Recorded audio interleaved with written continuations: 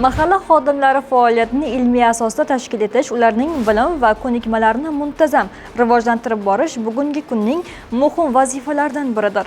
Ayrim hollarda mahalla tizimida zamonaviy boshqaruv yondashuvlari va zarur malakalarning yetishmasligi kuzatilmoqda. Shu bois, davlat dasturiga muvofiq mahallani rivojlantirish milliy instituti hamda uning hududiy filiallari tashkil etilmoqda. Shuningdek, mahalla fuqarolar yig'ini raislari, mahalla tizimidagi rahbar va mutaxassis kadrlarning malakasi har yili oshirib boriladi. Institutda mahalla boshqaruvi, hududiy rejalashtirish va rivojlantirish, liderlik va barqaror rivojlanish, ijtimoiy loyihalarni boshqarish va muvaffaqlashtirish yo'nalishlari bo'yicha magistratura ta'limi yo'lga qo'yiladi.